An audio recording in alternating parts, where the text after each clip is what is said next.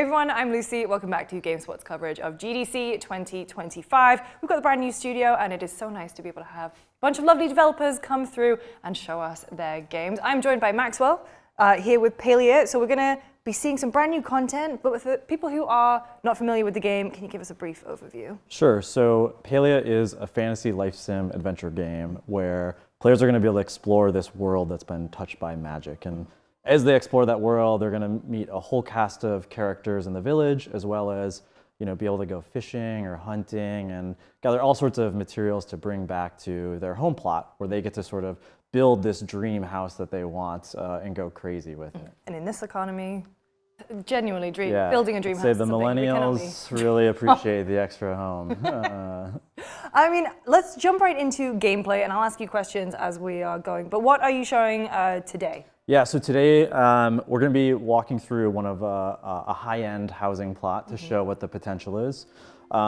It was one of our community members who was nice enough to provide an example to show everyone. And then we're going to head to Elderwood. And Elderwood is the first major expansion to Palia since we launched back in August of 2023. It's a whole new map, whole new zone, all new content for every skill, new story updates, new NPC coming. So all sorts of things to go explore. Great. Well, if you wouldn't mind picking up the controller and we can jump right in. So you're playing on PC build, but with a PlayStation controller, yes. So this week we've been showing the game a lot on PlayStation 5. We've been working on the Xbox version and the PlayStation version, which we're very, very excited to get the game out there, and so those players can come in and check it out. We're going to be launching that alongside the Elderwood expansion at the same time. Great. So I was going to say, like, perfect jumping in point, because then you get all the original stuff and then all the brand new stuff. Yes. So yeah, players new to the game, they get all the benefit of all the content we've launched since we originally came out to open beta. And then in addition, the game is fully crossplay and cross progression. So if you do want to hang out on your couch, sit back, relax, get a cozy blanket, here you go. This is the best time to do it. Great. So. All right. So where are we right now? Oh man, I need to change to inversion. I'm sorry. I am an inverted That's fine. I can't believe you're doing this on video too. So yeah, forgot about that. So again, this is a high-end housing plot. You don't start the game here. You're going to start with something much simpler, but I think this shows a lot of the potential of what players can create. As I was saying, this was made by one of our community members, Kira Kiwa, and all the objects we see here are hand-placed by the player. So we'll switch into placement mode for a second. Everything's placed. She watered all these flowers. There must be like 200, 300, 400 flowers. I don't know. And I would generally say like a house of this complexity that we're seeing here is at least 100 hours of just decorating. I was going to say, up at the upper limit almost of the decor. Yeah, she's right at the line. So we are working on trying to expand that. We know players really want more opportunities to add even more items to their housing plot. But anyways, there's a ton of flexibility in our housing system. One of my favorite things is, all these things are placed, but then also we give some really quick and easy modification tools. Sorry, Kira, we're going to destroy your house a little bit. We'll put it back. We'll put it back later. But you can quickly move things around and adjust to your heart's content. I was going to say, so I'm a big Sims player, and so seeing you just grab things and having all the clutter, or at least in Sims terminology is referred to as clutter, right? But it's the fact that I'm not having to input a cheat and putting something on a counter, putting it on the counter, taking the counter away is blowing my mind. I will say our players do some of those tricks. They do? The high-end folks definitely will break our systems and find ways to do things we never intended with it. I did choose a more normal house for these demos. Right, but even then, everything still looks like it's intentionally placed, but there's a lot of flexibility there compared to.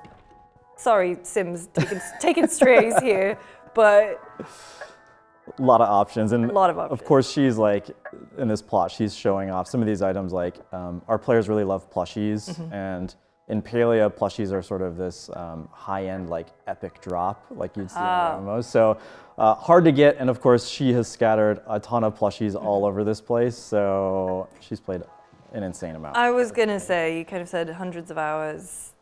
just to grab everything? Oh, to easily, place it? easily. And she's not only that, but one of the things we have, as you progress through the game, you can also unlock multiple housing slots. Ooh. So she's got a number She's got here the that we West could dive Wing. into, and we might look at the Queen's Hive in a moment. That's one that she did a lot of glitching on, and so you can see some of the craziness that players create. But our housing system, as I said, you start with a starter house, but as you get later in the game, you'll unlock new houses that you can buy or new room additions. And you can always modify these really quickly if you want to change, say, I don't want a door here, I want an open wall, I can swap it over. Of course, she had decorated the wall, so got to send the stuff back to storage. And here you go, look at it, it's open now. So yeah, really, really fast and easy to modify everything. So that's where we see players spend a ton of time. Yeah. We're gonna do a little bit of cooking. Okay. To show this skill off in the game. We're gonna make some steak dinner because we want to have some food before we go on our adventure to Elderwood. Of course, important to eat before you do anything. Yeah, fill that stomach up. Yeah. Our cooking is what I would consider like the best example of one of our core principles. Everything you do in the game, we want to be, good by yourself, but better together. And so our cooking minigame has a number of stations players can play at. But if you've got some friends, you can have them come join you at your housing plot, and each of you can take a station and just do, and work together to complete the dish. And everyone gets the same full amount of rewards at the end of it. So great. we've seen our players take this to the nth degree. They do this thing called cake parties, where they'll get like 20 plus people on a housing plot and make these mega kitchens where everyone has their own station, and then they all just bake cakes together, and they'll make like 100 plus cakes and then sell them, and it's by far the best way to make money. Yeah. But like it takes some serious organization effort to go do that. Great British Bake Off, eat your heart out. Yeah, exactly. Oh, I failed to. I'm not paying attention. I failed to flip the steak. That's all right. We'll get a good sear on it. Yeah, exactly. It'll be good. It'll be good. All right, let's grab that bread. So how, for example, if I didn't want to make something quite this intricate, I assume there is much simpler Yeah, recipes this one to get through, or this has better effects because it's more involved? This is I choose it because we get to check out each of the stations. It's probably like a mid-tier dish. There's some simpler ones that are more like, hey, just chop the ingredients, submit it, and there it is. Or the cakes, which have like 20 plus steps to it that people go with. And of course, like all of our food, if you're able to get a star quality one, which depends on the ingredients you submit and how good you are at the minigame, you can place them all around your house and make these lavish food displays. Can you eat them? You can definitely pick it up and then we'll eat it here. There we go. Let's fill up. Good stuff. All right. Let's head out this way. Go outside. So, of course, you can't be a life sim game without gardening. And of course, we have our own garden system. Our garden system really focuses on a little more strategic component to it. So each of the crops will give buffs to nearby crops. And so our players will make all sorts of like diagrams and try to like figure out what the best optimization is. I was going to say, someone has a corkboard with red string. They've literally built tools, some of our players, online tools that you can like map out your garden, and then it will tell you like how much money you could be making per day, and oh my god, min-maxing. So, it's impressive what they've pulled off. So, what's your main mode of communication between your players? Is it kind of analyzing in-game what they're doing? Is it Discord? I mean, what's that dialogue like? So we have a very active Discord. We've got over 350,000 players in our Discord. That was one of the things that even really early on we focused on is setting that community up and helping it blossom. Yeah, and so we are regularly on there engaging, reading comments, and working with, we have a program called the SHEP program or a creator program to understand how the community is feeling about latest updates in the game. So just briefly, here's the more glitch plot where she's doing all sorts of stuff. It's a beautiful bee flower garden scaled up version. Placing things in the sky. She's using curtains to make flowers, all sorts of weird. Is that what they are? Yeah. Oh my god. Yeah, it's a really interesting option, but some crazy stuff here. one of our favorites was like, we launched a feature called Home Tours, so you can share your plot out to other players that can come by and then vote on your plot. And if you get enough votes, you get some rewards. But the first week we launched it, the number one thing immediately was someone made Jurassic Park with the T-Rex like popping through, and I was like, okay, that's not what we expected, but that's amazing. Kind of reminds me of, you know, in Dreams, Little Big Planet, you know, those user-generated levels that would be uploaded and people would just adore and vote on. And we have a patch coming out next week, and in that patch we are releasing some more interactive decor, so things like jump pads and timers. So we want to try to encourage the community to make a little more interactive experiences. I'm gonna head out this back entrance so we can head towards Elderwood and talk about the new stuff. Hopefully matchmaking is all working here. Great, okay, good. This area, this is a map we already had launched, but there's a door here that our players have consistently been wondering, what is this door for? Oh wait, how long has the door been there? Oh, since we launched. So now the door is opening, and players are gonna get a chance to head through it into the Elderwood. So what is this multiplayer-wise at the moment? Are you in a server by yourself? Are there other people, other players that you'll be able to interact with? Yeah, so we are a persistent online game, and so you naturally matchmake into these servers. You'll see players running around freely. You're free to join up with them. All of our skills are built around the idea, as I said, like good solo but better together, where as long as you participate, you get the full rewards. So, you know, don't worry about it. Just join in, help them, you know, mine that rock or chop a tree. You all get in on the rewards. If you hunt, we're even pretty generous in that. And that, even if you miss, we count it for you. So, you know, if that's not necessarily your strong suit, it's fine. We'll help you out. I mean, what's your approach to tackling people who grief? Can you grief, I guess? So we've really tried to design a game where griefing isn't much of a possibility. We do talk about that all the time when we're thinking of new features, is how could you use this in a way to like annoy someone? And of course we have some team members that are like trying to role play that and see if we can annoy each other. But for the most part, because of how we've set up the systems, you can't really like steal someone's stuff. You know, they're gonna get their own loot out of it. And so it's a very friendly atmosphere. And you know, we cultivated that in our Discord community, and we constantly hear from players who come into the game, like, Palia's community is the nicest community we've ever been in. That's not a challenge to change it. We really like the nicety. Please remain nice. But the players are so helpful, and they always talk about how other players help them out and guide them, and if you're, you know, stuck or confused, you know, they'll help you out. This is our character, one of our characters, Nio. The game has... He's calling you babe there. So we're dating Nio right now. Going steady. There's going to be a little friendly with us. You can romance several of our NPCs. You can friend all of them. There's more than 20 available in the game. So let's see here. I'm looking for anything suspicious. Except for all the suspicious stuff. Yep, lots of suspicious stuff. Okay. So name dropping Elderwood. Yep, we have entered the Elderwood, and he's trying to rebuild the stables so that the village can head in here more safely. Now, one of the things that with the launch of Elderwood, it's going to be available for all players right from the get-go, even if you haven't progressed the main story all the way. Great. Some of the new systems in Elderwood, though, do require you to go through the main story and catch up. But again, if you're not quite there, you can still jump right in and engage with a lot of the new materials. So what are those new systems that we can expect? So one of the marquee things we've got is this artifact and relic system. As you explore the Elderwood, you're going to unearth these artifacts hidden around the map. And if you complete a set of artifacts, you can acquire a relic. Right. Relics are a new piece of equipment that give you a buff, but also your party a buff.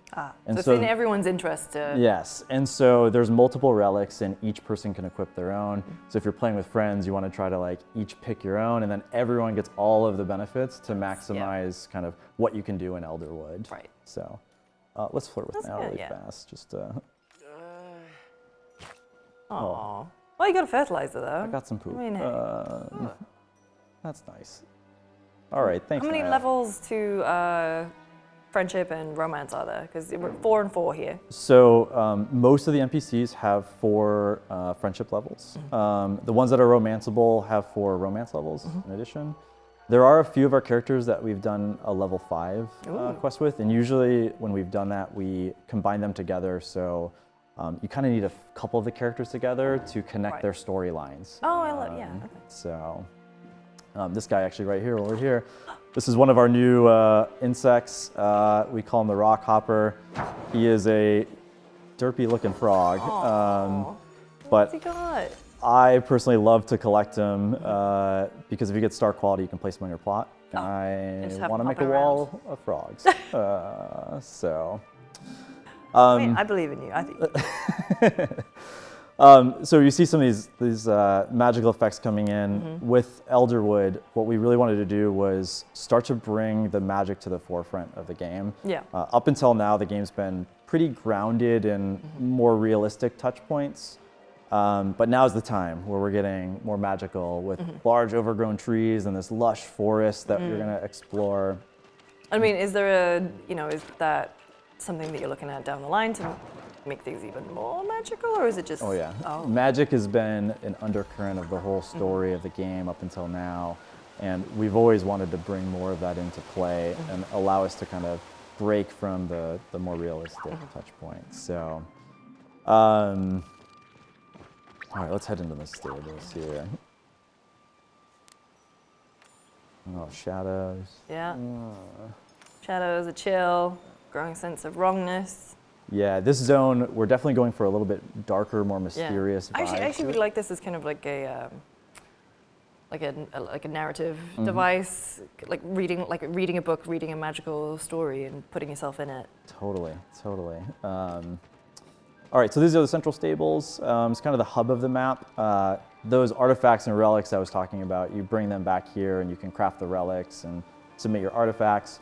You can also trade. Over here we've got some trading kiosks, so if you're trying to get a very specific artifact, maybe you can find another player that's got it for you. And in our playtest, it's been great to see, like, there's always a couple people hanging out in the stables here, and it's a good spot to like try to meet up or group up before you go adventure elsewhere in the map. So even though Niall's the only one, as we progress through the story, some of the other villagers are gonna start showing up in the Elderwood, and all of our villagers have schedules that sort of change depending on how you get through the game. But we're finally excited to, later on, Sabira, who has been locked away for a while, is finally coming out and going to be part of the world. So when you say schedules, is that based on real-time clock, in-game? In-game clocks, yeah. So every villager has a schedule based on the in-game clock. In our world, a Palia day equates to 1 hour of real time. Right. So you're able to, if you're trying to fish something at midnight, well, another hour you can wait for a bit. Yeah. So. Okay. I think you helped me look for him. Okay, so we're gonna try to look for a boy that Nio has, encountered before. This boy may or may not be our new NPC. Spoiler alert. Yeah. Maybe. Okay. Awesome. Let's go out the south entrance. We'll show a little more of the deep woods part of Elderwood. So Elderwood, it lives on, as we're saying, it lives on the upper end of our progression. So if you're just starting the game, I don't advise you to go straight to Elderwood. Yeah. You can, but you'll might probably have some issues. Yeah, you'll probably want to get some higher tier tools before you try to do this. All right, let's go wander over here through the bushes. So this area I really like because it shows some of what we're doing differently in the map. The team really wanted to push a larger sense of scale. And so we've really made these big overgrown trees that players can climb up, and there's these bouncy mushrooms. We'll be able to hop around in this space more and glide down, and it sort of creates almost like a jungle gym experience as you traverse around it. Like the nice verticality and mixing up how you get around can really just add to the fun of it, instead of you just oh, I'm just gonna run. Exactly. Cool, I'm just running here for the next 5 minutes. Oh yeah. We're really excited that we've tried to add some more of those more things along the way as you just wander around the maps to make it more interesting. Trying to see if I can find one of our new hunting creatures. Look at more frogs. Let's grab that guy. Yeah, I was going to say, 'cause, like your eyes caught by the creatures I need that are to around. get him. Yeah, you need them. You need them for your wolves. Oh, I missed. That was terrible. Where's our hunting creatures? They all ran away. They all ran away. They knew you were coming. Yeah. They heard tales of GDC Demo 4. All right, I'm not gonna go that way. So we also have all new fish, including a couple new fish types in Elderwood. I'm not sure what players are gonna like more. There's a shark that you can get, but I'm gonna warn people that the shark is very hard to catch. Yeah. He's a mean one, but they look amazing in your Yeah. plot. So we also have a jellyfish-like creature, which can be cool because it glows, and so our players are already doing that with another bug. They would use these ladybugs that glow at night and make all sorts of like interesting designs with the different colored bugs. So I'm curious what they're going to do with the floatfish. I was going to say another core pillar of cozy games here, fishing. Yep, fishing, of course. And yeah, players who have exhausted a lot of the fishing content today. Oh, this is a rare one. Hold on, I definitely need this guy. Oh shoot, he's gonna be hard to catch. So there's all new fish for them to go collect and finish out their set. Oh man, This guy does not want to. Jesus, come on. Come on, you're going on the wall. We'll get this guy. There we go. All right, wonderful. Nice. Epic, wonderful. There you go. Yeah. All right. One of a kind in the map right now. Oh, really? Yeah. Wow. Yeah. Lucky to find him. Okay, let's head over towards, we'll go up to these caves. I don't know where the hunting creatures were at. They seem to have all scattered. But you found that guy, so. I did. Yeah. That was worth it for the detour. I am totally not doing the quest right now. I'm ignoring the quest entirely. But I kind of love that when you just, catch something that just takes your eye That off is the beaten path. 100% how I play. I know a number of our players do it too. It's like constant distraction of, oh wait, I want to go get that. Yep. And I'll stop and get this thing. Yep. Oh, and that reminds me, I should do that. Yeah. Oh wait, wasn't I doing a quest? Yeah, we get that experience all the time. All right, so this area houses one of our new hunting creatures. He's a little tricky one. Oh, hey. This little guy? This little guy. What? This one. This is the Schmoll. He is sort of inspired the team to create like a multiplayer whack-a-mole-like experience. So around the map, you're going to find these networks of holes. Oh, there he is. This guy, unfortunately, is infected, and I don't have the stuff to deal with that right now. Wait, he's infected, did you say? Yeah, so that magical essence is seeping into everything in the zone. Right. Oh shoot, I didn't get him. Almost. There's that one. Oh, there's, this guy. That's the Infected one. Yeah. So as you progress through the main story, let's see if he's over here. Oh, wait, there he is. Oh, I can't. All right, let's just pro snipe him. Oh, yeah. There you go. That's a different one. That was a different one. Where'd the guy go? If you're with a party, this can be great because you can sort of like position each other in different spots and spawn camp him as he comes out. There we go. There we go. There's no shame in that. We got him. Awesome. Oh, yeah. We are in dev, so there's a couple missing icons here or there. All right, let's head out this way. I totally forgot to get the quest objectives, but. F5. Oh, here's here this he guy. is. This is the Ogapoo, another one of our new hunting creatures. He's also a mean one. This is the first time we have hunting creatures that hit back. Yeah. These guys He will spit at you and slow you down. Hey, buddy. There we go. And if you don't get them fast enough, they like to run to the water and try to dive away. Yeah. Let's see if we can get this guy. Oh yeah, he's out of it. Oh, buddy, come here. Uh-oh, wait. Oh. Oh, there he is. What? There. Yeah, we got a little bit of issues. There you go. All right. Awesome. Let's see, what else? to talk through. This is one of the zones. It's a little bit more inspired by a bog, as you can tell. Yeah. In the map, for players who are really into the world of Palia, up until now, players have been in what we call like the Palian Republic. This area is owned by a faction called the Umbran, and the new NPC also happens to be the first Umbran character we meet. They're a group that is more welcoming of magic, which is why they've picked the Elderwood as their place. But unfortunately, you can see there's a lot of destruction going on. Things are not quite put together.